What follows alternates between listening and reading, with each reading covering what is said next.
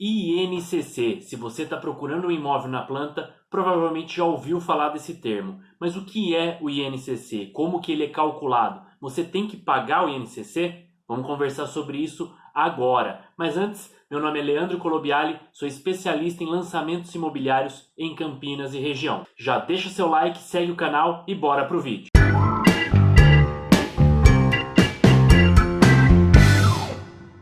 Vamos lá, o INCC é o índice de correção mais comum utilizado pelas construtoras. E lógico, para quem está procurando um novo lar, sempre surgem muitas dúvidas, né? O porquê que ele é cobrado, quem que faz esse cálculo mês a mês e a dúvida mais comum.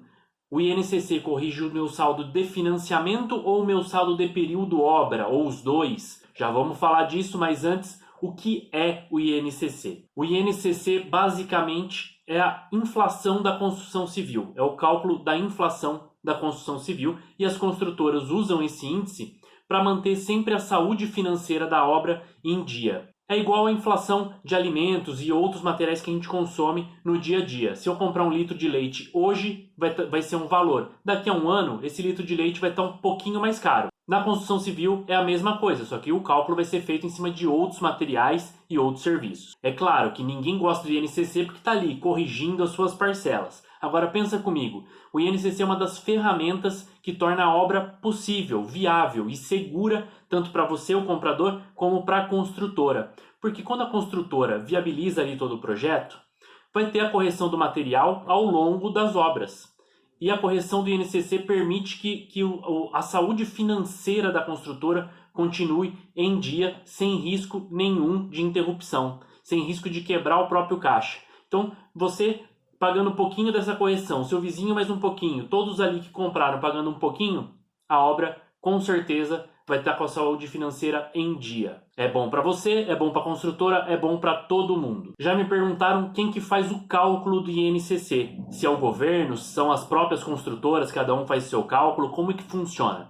Quem calcula o INCC é a FGV, a Fundação Getúlio Vargas, que todos os meses reúne os dados necessários e divulga esse índice para o mercado. Agora, quais são essas informações que a FGV reúne para calcular o índice? A FGV utiliza os dados das 7 principais capitais da construção civil aqui no país, que são Porto Alegre, Salvador, Recife, São Paulo, Rio de Janeiro, Belo Horizonte e Brasília. E, segundo a própria FGV, lá no site, no relatório deles, são 723 itens que são calculados e divididos em 2 grupos. No primeiro grupo são calculados ali as variações de materiais, equipamentos e serviços.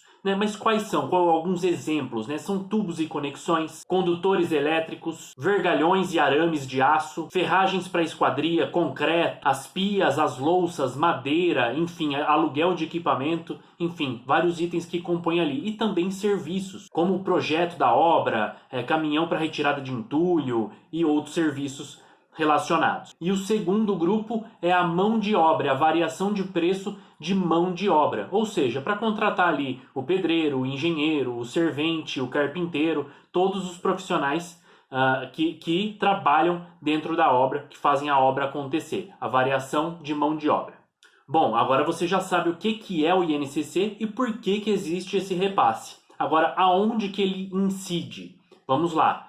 Existem 2 modalidades de financiamento, eu já falei em outra postagem aqui, que uma delas é financiar com o próprio banco e a outra modalidade é o crédito associativo. Tem diferença entre essas 2 modalidades e aonde que o INCC vai incidir, aonde que ele vai ser calculado. Bom, o mais comum, o financiamento mais comum é com o próprio banco. Eu não vou me aprofundar sobre os detalhes dele, mas vamos falar do INCC aqui. O INCC ele vai ser calculado em todo o saldo futuro. Então, quando você comprou um imóvel na planta, vamos lá, um exemplo aqui para ilustrar. Vamos supor que você vai comprar um apartamento e que faltam 2 anos para a entrega. A construtora ela vai pedir ali uma entrada. Então, vamos supor aqui que ela vai pedir uma proporção ali de 20% de entrada e 80% você vai levar para o financiamento. Esses 20% você não tem que dar na hora, você consegue parcelar ele durante esses 2 anos de construção. Então, durante 24 meses ali, você consegue parcelar esses 20% de entrada.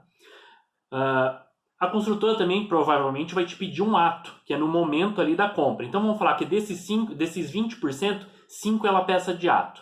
Esses 5% não vai ter correção nenhuma, porque você está pagando ali na hora, no momento presente. Os outros 15% você vai dividir em 24 meses. Todo mês vai incidir, sim, ali durante o período obra, o INCC, mês a mês, nas suas parcelas que você tem ali com a construtora. E o seu saldo de financiamento? Seu saldo de financiamento também é corrigido, Então, seu saldo de financiamento vai ter 2 anos ali de correção de INCC. E como é que funciona no crédito associativo?